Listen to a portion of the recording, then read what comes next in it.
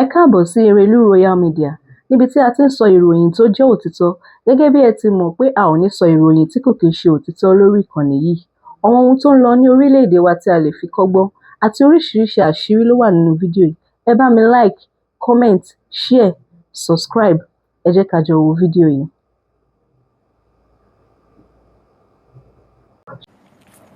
Gbogbo ọmọ Oòduà nílé lóko lódò lẹ́yìn odi. Àánú Olódùmarè ní fi wálẹ̀ o. Oore ilé kò délé oroko kò dóko. Ó tó kó oroko dóko òrókòṣò ní jẹ́ tiwa láṣẹ Èdùmàrè. Àkàndọ̀rọ̀ Ayíkòǹkòǹ ló kọ mi. Àjàó àrò ni mi Ayíkòǹkòǹ asọ̀rọ̀ lójú ọlọ́rọ̀. Màmá pé bọ́lọ́rọ̀ bá gbọ́ kí bàbá ńlá bàbá ọlọ́rọ̀ ṣe. Ẹ̀kẹ́ ni mi ò máa dúró fọ́ tilé gbọ̀ngbọ̀n. Mo kí gbogbo yín pátápátá. Pájọ kú dédé àkókò yìí ibi ò ní bà wá ìbànújẹ́ ò ní kàn wá. A ní rí gbé sọnù bí ò ṣe bí ọmọ. Nàìjíríà pẹ̀lú oríṣiríṣi àrà. Ọmọ Yorùbá pẹ̀lú oríṣiríṣi cruise. Olúwo gbàlejò VDM náà wá kí Olúwo. Tolúwo kọ́ ni yọjà àkọ́kọ́. Torí pé Yorùbá ni máa ń sọ̀rọ̀ kan. Tàbí ìwé mímọ́ Bíbélì ló sọ bẹ́ẹ̀ wípé ẹ̀bùn rẹ yóò mú ọ jókòó pẹ̀lú àwọn ọba aládé. Ó tẹ̀ síwájú pé ẹ̀bùn rẹ ni yóò lànà fún ọ. Ó túmọ̀ sí pé ẹ̀bùn ni máa jẹ́ kí wọ́n dá èèyàn mọ̀. Lágbájá ní í ṣe nǹkan bẹ́ẹ̀ tó dáa tó dùn tó dán mọ́rán. Kì í sórí àwọn ọba ilẹ̀ Káàárọ̀ Oòjíire ló ti bẹ̀rẹ̀. Ó túmọ̀ sí pé àwọn ọba wa nílẹ̀ Yorùbá nílẹ̀ Káàárọ̀ Oòjíire wọ́n mọ̀ tí wọ́n ń pè ní talent, wọ́n dẹ̀ appreciate ẹ̀bùn. So Olúwo ṣe dáadáa láti invite VDM wá. Controversial ọba ló lè gbé controversial person wá. Ó nice, ó kú mọ́ bí ìdodo ẹ̀fọn. Wẹ́kú ló ṣe wẹ́kú bí àtiró tẹsẹ̀ bọ́ kọ̀ǹkọ̀sọ̀. Ó ṣe wẹ́kú bíi mẹ́ẹ̀lì ọdẹ òmu. Mẹ́ẹ̀lì kẹfà ó parí sílé olóyè ẹ̀kẹfà. So bọ́tì ọ̀rọ̀ pọ̀ nínú ntọ́sẹ̀lẹ̀ nílùú Ìwó lónìí. Olúwo ò lè sọ̀rọ̀ kọ́mọ́ta sọ́ọ̀ ní tilé Ifẹ̀. Àmọ́ tí Ọ̀ọ̀ni rà nígbà ẹ̀. Ọ̀ọ̀ni ò pé kọ́ ọmọ dára tó wù ọ́ kọ́mọ́ ṣe nǹkan tó wù ú. Ẹnìkan kan ò dá Olúwo lẹ́kun láti invite ẹni tó bá wù ú kódà kó pọ̀ bá Sáúdí wá. Ọ̀ọ̀ni ti ṣe bẹ́ẹ̀ sẹ́yìn. Sàṣàlẹ̀ tó ní ẹ̀bùn tọ́ọ̀ni tilé Ifẹ̀ tí bàbá ò tí invite wá sáàfin including comedians. Ṣé Sídí ni? Ṣé kí lórúkọ ọ̀gbẹ́ni tẹ́sẹ̀ ń dùn yìí? Jigan, Taoma, kí lórúkọ ọmọ ẹlẹ́ṣọ́ yìí? Yẹmí ẹlẹ́ṣọ́, Latif Adédìméjì, apá gbogbo wọn bẹ́ẹ̀ bẹ́ẹ̀ àti ọ̀hìn.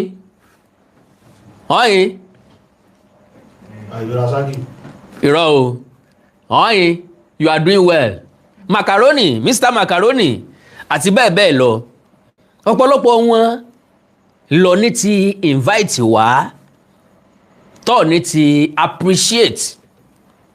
So kò jẹ́ kí ti Olúwo náà jọjú. Ṣé mọ̀ pé sin iwájú ni tẹ̀yìn wò sáré. N táwọn kan bá fi ṣe àrà sẹ́yìn ìní máa ń jẹ́ àrà lójú ẹlòmíì.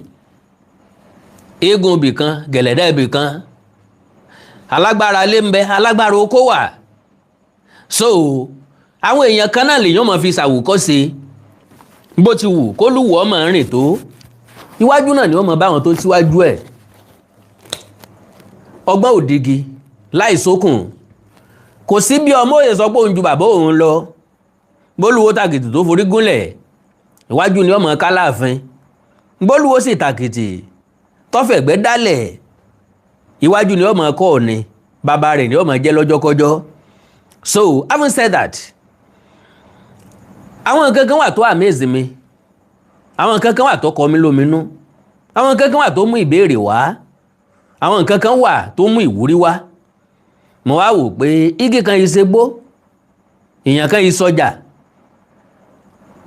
àjèjì ọwọ́ kan ò gbégbá dórí bẹ́ẹ̀ ni bàdí kan ò lè jòkó lẹ́ni kọ́ dán mọ́rán. Olúwo ó fi VDM joyè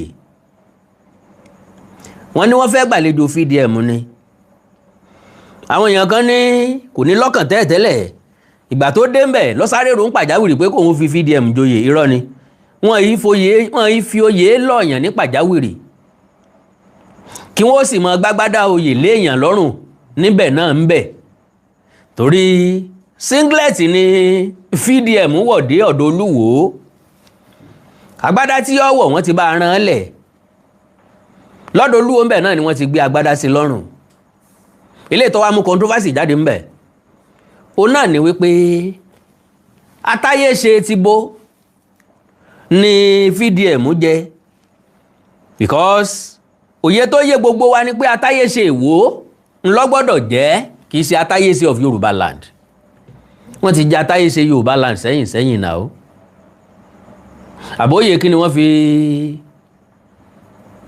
wọ́n fi kí lórúkọ Abbas Akande Obesere tí wọ́n fi jẹ lówùúkúta atáyéṣe of Yorùbá land so kí ni mọ́ ń sàwọn èèyàn gan oyè mi ń bẹ́lẹ̀ láti fi èèyàn jẹ àǹwáyé Yorùbá land níbi tí mo ti ń rò wípé ó yẹ káwọn ajá Ọ̀yọ́ àwọn dìgbòlúgẹ Ọ̀yọ́ tí máa ń sànyàn léyìn ó yẹ kí wọ́n ti fọ́n bọ́ta bí ìkẹta tán kí wọ́n ti máa bú Olúwo kálàfin ó ti issue statement pé kó Olúwo withdraw ẹ̀ with immediate effect but unfortunately àwọn ajá orí òkè agbómọ̀lẹ́yìn ni wọ́n ń bẹ lọ́yọ̀ọ́ ntẹ́ bá ní kòkó bò wọ́n bọ̀ wọn ò ní bọ̀ ntẹ́ bá ní kòkó bò wọ́n bọ̀ kò ní bọ̀ kàkà bẹ́ẹ̀ yóò lò lè bọ òwú lójú abẹ́rẹ́ nínú òkun láì gbéná bẹ́ẹ̀ so as far as I'm concerned báyìí là ṣe ń lé wa lóòótọ́ ìwọ bòmíì ni ìwọ lòkété ńlẹ̀ Oníkòyí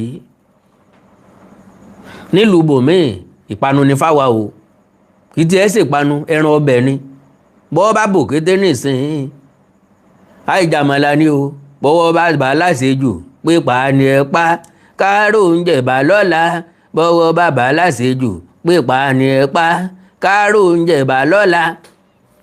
Lo and behold nílẹ̀ káàró òjìrè bó ṣe tóbi tó fẹ̀ tó mo wò ó láti gun kìíní sí gun kejì igun kẹta sí kẹrin mi ò ríbi tí wọ́n ti ń fòyàn joyè tó jẹ́ pé ọ̀rọ̀ ọba mi lámọ̀ wá sọ ń bẹ̀ Olúwo sọ to the extent ń gbó yàtọ̀ sáwọn ọba kan tí wọ́n máa ń sanwó fáwọn blogger kí wọ́n máa bú ọba mi now láti fìyàn joyè èèyàn máa ń ní criteria tá a wò mọ́ èèyàn lára nínú ìlú lágbègbè ní community generally blogger ni VDM activist ni ó dẹ̀ tún ní foundation VDM is doing wonderfully well dáadáa ó ti gbìjà àwọn èèyàn jà lóríṣiríṣi ó ti ṣàtakò àwọn èèyàn lóríṣiríṣi oríṣiríṣi nǹkan ló ti wáyé tó ìjẹ́ wípé a lè recognize ẹ̀ kò sí ní tó bá dì ń bẹ̀ bàbá wa fi joyè ní Ìwó ṣé n tó ṣe sí Ìwó ńlá fi joyè ní àbí n tí yóò ṣe sí Ìwó la fẹ́ fi joyè kí ni VDM máa contribute sílùú Ìwó ó wà stake pàpà síbẹ̀síbẹ̀ náà bọ́ bá ti wu ni là á ṣèmọ̀lé ẹni bọ́ bá fẹ́ ó lè fi tàn ẹlẹ́dẹ̀ jẹ sàárì bọ́ bá ṣe wu Olúwo ni yóò ṣe ṣèlú ẹ̀ ni yóò ṣe tòlú ẹ̀ ntọ́ bá sì wù ló lè ṣe fẹ́nikẹ́ni ó lè fìyàn jẹ gbákejì ọba ó lè fọmọ Fúlàní jẹ bọ́ba Gúnwà ó lè fi TV jẹ ọ̀tún oyè kò sẹ́ni tí ó sọ wípé lébi ọ̀pọ̀n máa rí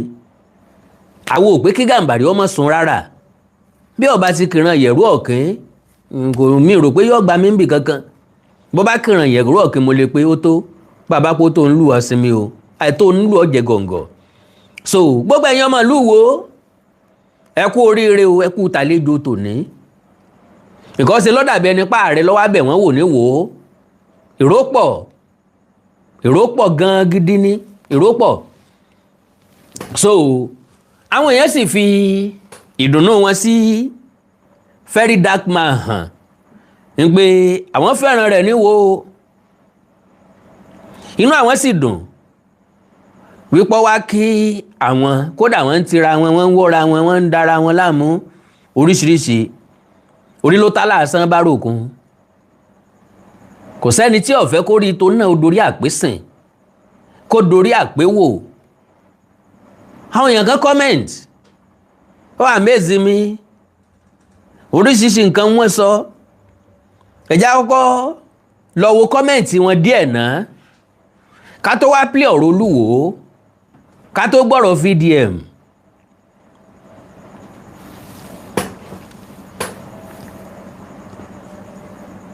Okay, ilé ní they should also remind VDM that the title no pass Telubakiade o. So wọ́n jẹ́ kó tètè máa yé ọ̀rẹ́ wa ilé ní Atáyèsí of Iwo land not Yoruba land. Point of correction ilé ní madman confam ship tasty title upon fellow madman olórí burúkú làwọn èèyàn ilé ní Yoruba land or Iwo land nonsensical ilé ní of Yoruba land kẹ is this man normal at all? Ilé ní it should be Atáyèsí of Iwo land. Only the Ọọ̀ni and Aláàfin have the exclusive right to confer such, but in this case it's limited to Iwo land. Ilé ní this one don high again o Amugbo of Iwo. Ilé ní not only Atáyèsí na àtẹnujẹ VDM of all people. I thought dignity should be of high value to these traditional leaders, but look like Afiyesi king himself is not far from the norms. Ilé ní the king of Iwo land conferring the title of the Yoruba land. Ilé ní very mad king and very mad man. Olórí burúkú làwọn yẹn. Ilé ní who is Oluwo to say of Yoruba land? Is he drunk? Ilé ní since when did Oluwo begin to appoint a title that will cover the Yoruba land? Ilé ní is the award approved by Saudi Arabia or Sultan? Ilé ní does the title come with monthly salary abi? Ilé ní of Yoruba land, I like this, so make him and his brother for Oyo, they drag am like that. Ilé ní our husband has gone mad again. Olarotimi. Ilé ní Atáyèsí of Iwo, best of feather flock together. Ilé ní what is VDM contribution to Yoruba race? Yoruba or Iwo? Abi o. Ilé ní I hope Oluwo will also collect his own 24 or 48 hours ultimatum. Ilé ní everybody had on this no later denier as that of Baba Ijash. I don't know mọ̀ntẹ́ni yẹn mi bẹ́ẹ̀ yẹn. He should add Edo and Delta to it. The king not serious. Ilé ní to put the record straight, Oluwo has no constitutional right to appoint chieftaincy title across Yoruba land. So the title only limited to Iwo land. Ilé ní Atáyèsí of Nigeria pẹ̀lú love emoji. Ilé ní somebody explain the meaning for me please Atáyèsí. Ilé ní the man just shows other kings whom to be given title for welcome job and not for money sake. Okay? Ilé ní Yoruba or Iwo land. The law recognizes only Aláàfin to do that. Ilé ní Seun Kuti will be crying now. Ilé ní where you crying from? Ilé ní will Aláàfin not fight him as he was fighting Ooni? Ilé ní point of correction is Atáyèsí of Nigeria, not Yoruba land. Put it directly as it is. Ilé ní come and see o, your king don do this again o. Ilé ní Mr. Man, just be careful, this is Yoruba. Ilé ní controversial ọba. Ilé ní as an emperor, why not? Ilé ní Nigerians are entitled. Ilé ní Atáyèsí of Iwo land, not Yoruba land. Ilé ní àwọn Atáyèsí one of Iwo land. Ilé ní I think all Yoruba obas need to stand up on this man called Oluwo matter. Tí a bá ní ká fi wèrè sílẹ̀ kó ṣe òkú ìyá ẹ̀ bó ṣe wù ú, òórùn ẹ̀ kò ní jẹ́ ká mí. Ilé ní Yoruba land, this guy and highness na 5 and 6. Ilé ní all hail new chief in town.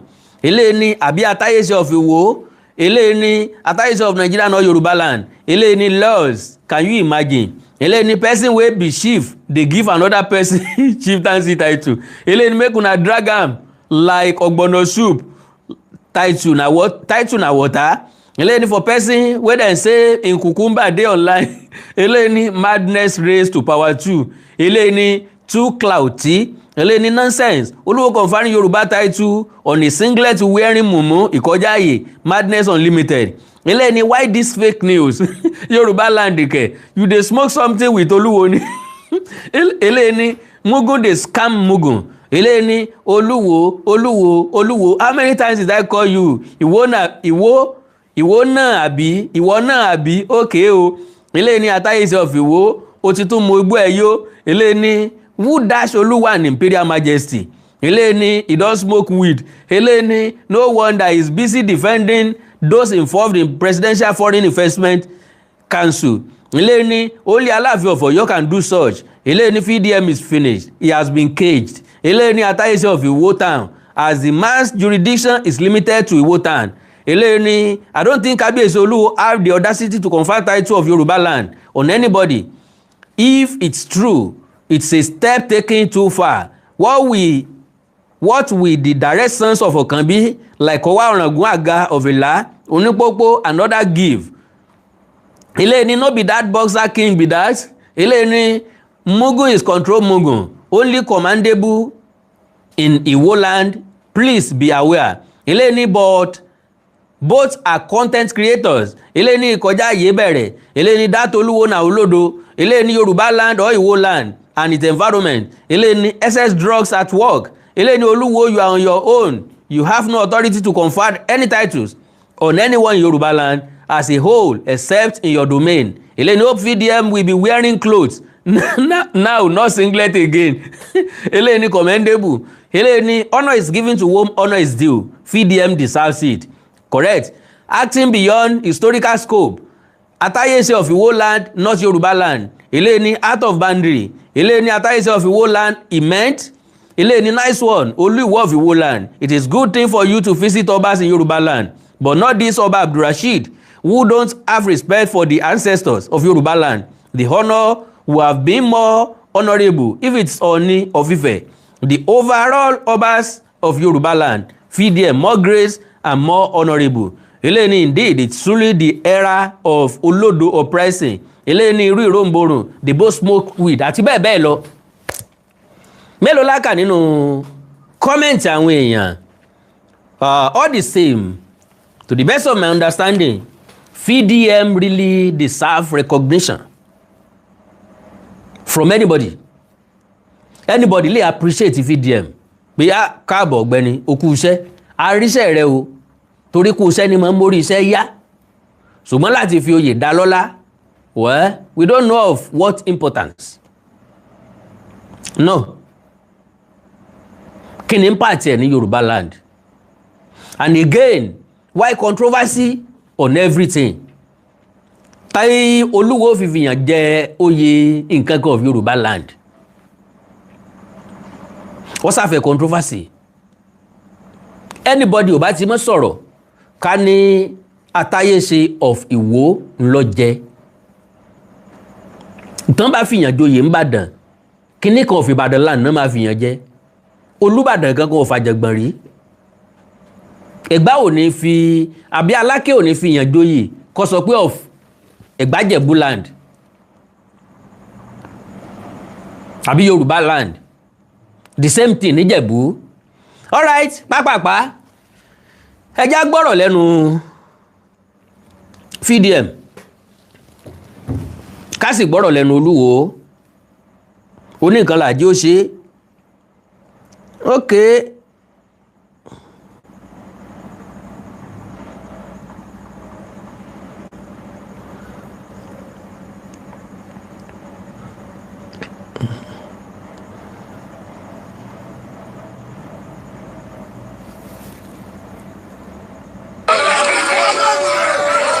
Okay.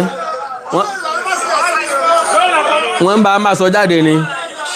VDM kan wò rán ni pé èwo wọn tó ń kó jáde kò rí rí. kábíyèsí lọ́wọ́ agbádá sí lọ́rùn.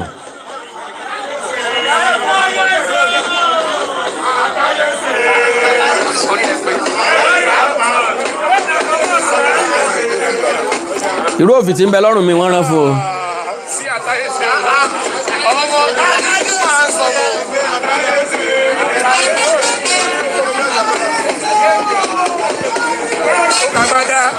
ajé ń gbọ́ kò yé VDM.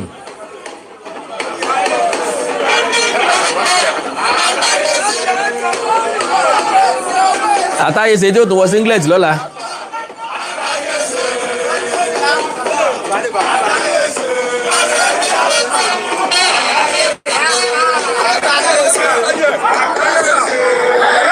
ẹ̀yin náà wò.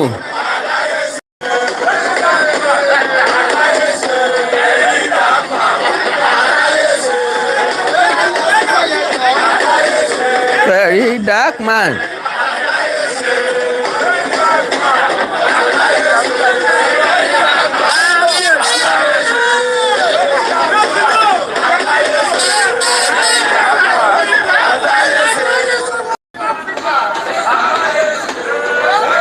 ok wọ́n ti gbé agbádá sí Atáyéṣe of Iwo land lọ́rùn then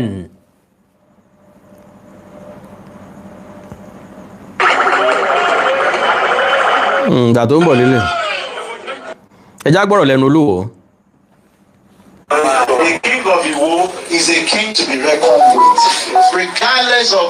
There are many people, you will see some kings, they will go and sponsor bloggers. They even became bloggers themselves. Now, you will see some kings, they will go and sponsor bloggers. They often become bloggers themselves.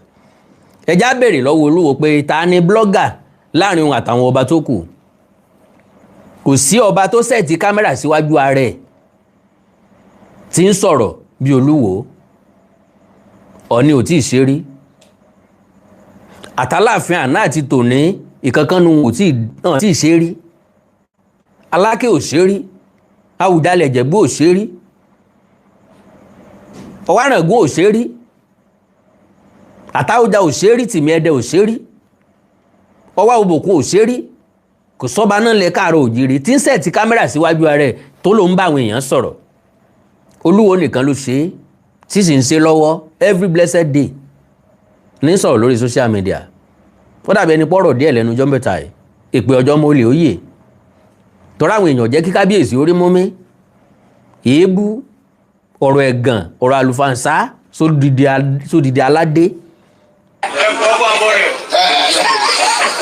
ẹgbọ́n tán fi sọ tán sọ dàwàdà ń bẹ̀ ẹkùn ọkọ̀ abọ́ rẹ̀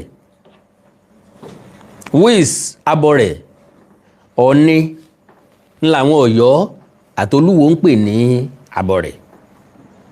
Tó bá ń sọ̀rọ̀ páwọn ọba kan wọ́n ń sòòṣà wọ́n ń bọ̀rìṣà kò rí fáàsì èèyàn méjì Ọ̀ni náà ní rí fáàsì. Ọ̀dẹ̀mọ̀yẹ̀wò Ọ̀ni pẹ̀lú Ọlọ́run. Tí ì rí Ọ̀ni níbi tó ti ń fi èèyàn ṣètùtù rí. Gbogbo ẹ̀ ní Olúwo sọ́ńbì yìí.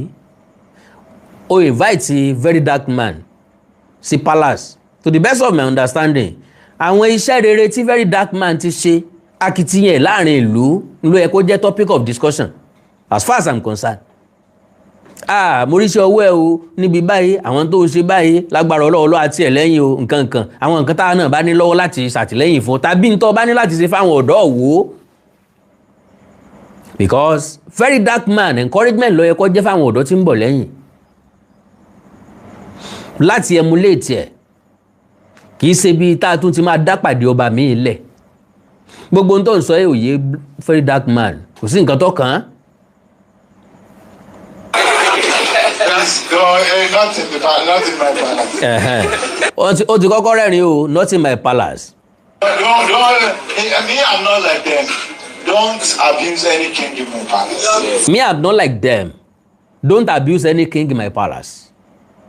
After tán ti ọ̀rọ̀ asọ́tì ní jẹ́ kínní àná bẹ́ẹ̀ bá firú ẹ̀ ṣe ẹ̀yẹ́ láàfin rí àwọn tẹ́ẹjọ́ ń gbààfin tàbí tẹ́ẹjọ́ wà láàfin tàbí tí wọ́n ń kì ọ́ láàfin wọn ò ní firú ẹ̀ ṣàwàdà. Please, just they are still ignorant.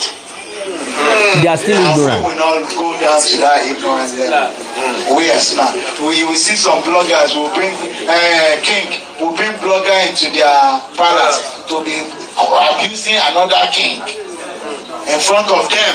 And they think it's I look at it and say, very childish. This is not king. This is not king-like. The same, we are correcting what is not right in kingship. Yes. Listen and learn. We are exposed. Though we might think any king might have traveled, but exposure is not about traveling up and down. But àwọn ọ̀jọ̀gbọ́n sọ pé traveling is part of exposure. Exposure is not about traveling up and down. No, ààrẹ náà ni o. Torí ìrírí tó bá ń ní lónìí, nǹkan ní ìrírí tó rí lọ́dún tí ń bọ̀. Tó bá sọ pé èèyàn ń rìnrìn àjò, èèyàn ń travel dáadáa, èèyàn ní ìrírí, wọ́n náà mọ̀ pọ̀ ọmọ lọ jẹ́. Bí gbogbo èèyàn sì ń lọ sí Amẹ́ríkà ní ìsìn, o tó bẹ̀ láti dorí kọ̀nà Amẹ́ríkà. Wọ́n bá mú ọ inú gbága ni o. Ibi tó ti lò yóò kú ọba rẹ nu o. It's about knowing how to use your brain, use your mind. And we will see kings. You will see them. They will be playing bloggers every month. How do you know? There are bloggers on their payroll. Wow. Just for nobody, for me. Only you.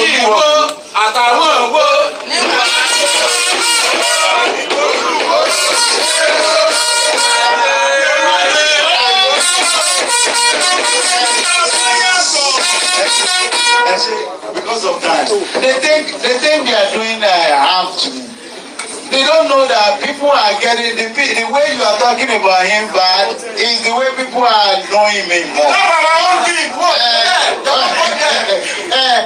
When they spoil VDM, they don't know that they are places that they haven't known him.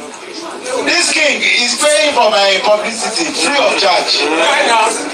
Ọ̀rọ̀ VDM lásán. This king that is doing all this, they try everything. They even thank God for my wife.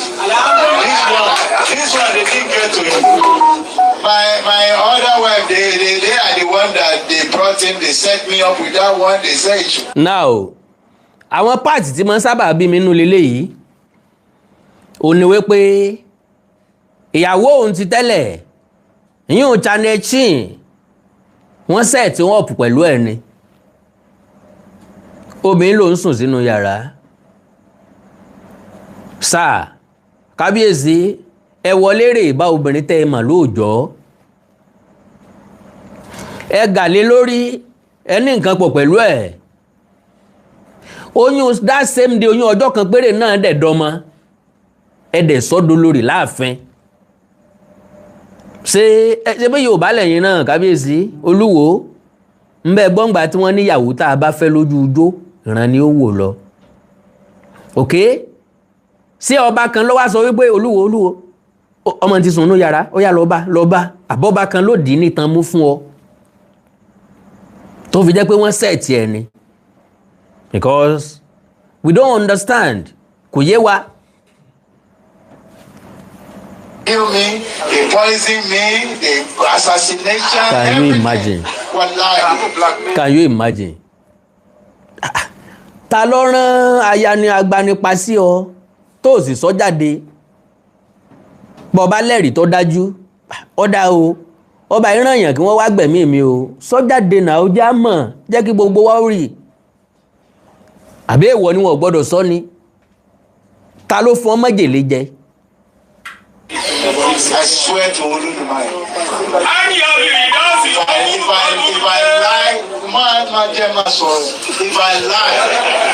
If I lie, let God remove me from this throne. If you know what they have done, because if I lie, let God remove me from this throne. Brother, ó ti mọ̀ pé kò sí nǹkan tó kọ́ lọ́n pẹ̀lú ipò tó wà kò sẹ́ni tí ó yọ̀yàn kú ń bẹ̀. Ìwọ ló yan ọba, ìwọ náà ni ó gbádùn ọba wọn. we are trying to change, we are trying to let you know that this what we are doing in the past, the things of the past that is not good. Agbada is good from the past. We brought it now and we are still using it. Any tradition and culture that is not harming our children, we adopt it and we use it for the future. For anyone that is hurting us, we don't want rituals that is sacrificing our children. Yes. There used to be sacrificial humans in Yoruba land, and some people are still doing it under me. And we are telling them, please, I cannot be a part. ẹ dákun ńlẹ̀ káàárọ̀ oòjíire ta ló mọ ọba náà tó sì ń fi èèyàn ṣètùtù owó àbí tó sì ń fi èèyàn ṣètùtù láàrin ìlú lónìí olónìí ńlẹ̀ káàárọ̀ oòjíire bó ṣe fẹ̀ tó ọba Àwo ńlọlúwo ń sọ wípé wọ́n sì ń lu àwọn ọmọ àwọn I don't think so because tán bá ní ọba ń ran àwọn ọ̀dọ́ lọ́wọ́ mi mọ ọba tó ṣe ju Ọ̀ọ̀ni lọ ọba ní pàtì nínú ìgbésí ayé àwọn ọ̀dọ́ ọba gba àwọn ọ̀dọ́ ṣiṣẹ́ mi mọ ọba mi tó tún ṣe ju Ọ̀ọ̀ni lọ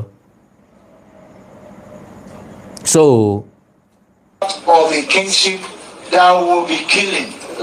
That is violence. Violence. The people you are killing, and these children, they can be president in the future. Now, nítorí àwíjàre kí tó tán lẹ́nu àwọn tí mo fẹ́ mú jáde nínú tí mo play so far ò ní wípé ìkùrọ́ lọ wá rà bó lọ́mọ ẹran ṣe dégbá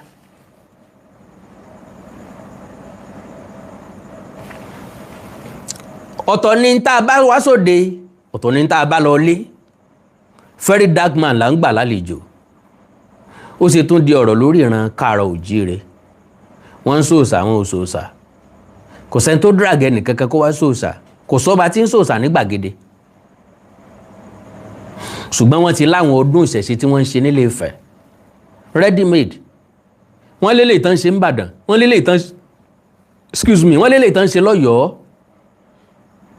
tàbádẹ̀ sọ wípé ìlú tó ru ilẹ̀ káàárọ̀ oòjíire lérí tó ru ìran Yorùbá lérí Ilé Ifẹ̀ àtọ̀yọ́ náà ni o láti ìgbà ìwáṣẹ̀ títí dòní ṣáà wá ní kí wọ́n pa ìṣẹ̀ṣe rẹ́ nífẹ̀ẹ́ kí wọ́n parẹ́ lọ́yọ̀ọ́ kí n tí wọ́n ń pè níran Yorùbá ó sì tán bẹ́ẹ̀ because tá a bá ti yọ gbogbo àwọn nǹkan yìí yóò parẹ́ o that is number one. Secondly ó ní wípé Olúwo ọmọ pé tí wọ́n ń pè ní iyì àtàpọ́nlé ọba gangan nu iyì àti àpọ́nlé tí ń bẹ lára ọba kò ní pẹ́ tán Àkàndá ọ̀rọ̀ Awíkonko lórúkọ tèmi ẹ kọ́lẹ̀ kẹ́ ẹ kọrúkọ mi tì í pé gbogbo ìbọ̀rìṣà ọ̀dá ìṣẹ̀ṣe ọ̀dá ẹlẹ́bọ ni wọ́n oníǹkankan ni wọ́n tó bá ti kúrò nínú ìran Yorùbá tá a fẹ̀sìn àjèjì gbasẹ́gbẹ̀ẹ́ tán mo fọlọ́ ń búra ipò ọba kò ní níyì mọ́ kò ní síjọ lójú kankan mọ́ torí kò ní dúró fún kankan mọ́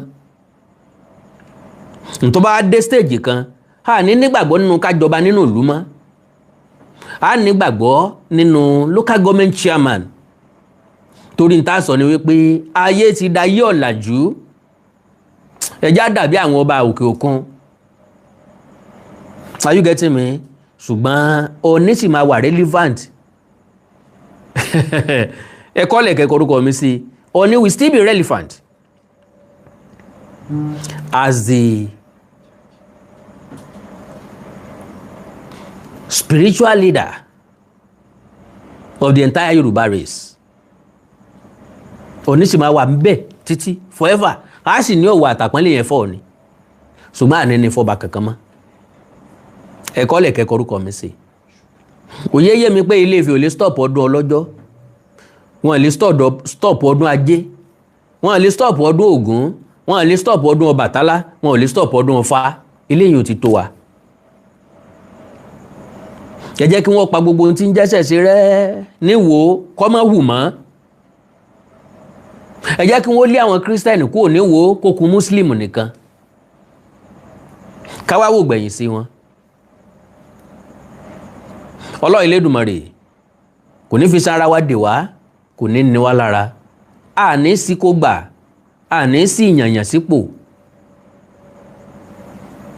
ṣé ká kí Verydarkman kú oríire ni tó akí Verydarkman pé ó kú oríire o àtayé ṣe ṣùgbọ́n àtayé ṣe ti bo àtayéṣe Ìwó oyè tó jẹ kò kọjá ìlú Ìwó Àkàndá ọ̀rọ̀ Awíkonko Àjàó àrò Awíkonko aṣọ lójú ọlọ́rọ̀ kí lè rò tí lórí àtayéṣe tí wọ́n fi Verydarkman jẹ́ níwò tólúwo pé ní àtayéṣe of Yorùbá land ìdáhùn yẹn bá ń fi sí comment section God bless you àánú Olódùmarè ní fi sílẹ̀ o ilé onílé wa tọ̀nù nínú wa wọlé ẹ like ẹ follow page mi lórí Facebook Awíkonko television àti Awíkonko TV ẹ subscribe sí YouTube channel mi Awíkonko TV àti Onídèmọdé TV fónídèmọdé game show ẹ wá ní nǹkan pàtàkì tẹ́ fẹ́ ká jọ sọ ẹ já sọ lórí WhatsApp +234 904 851 9362 +234 904 851 9362 èdè àti àṣàlẹ̀ káàró jíire bí òní wọmi orílẹ̀-èdè ilẹ̀ káàró jíire òní dàrú ìlú ẹnìkọ̀ọ̀kan wa yóò tòrò mẹ́nimẹ́ni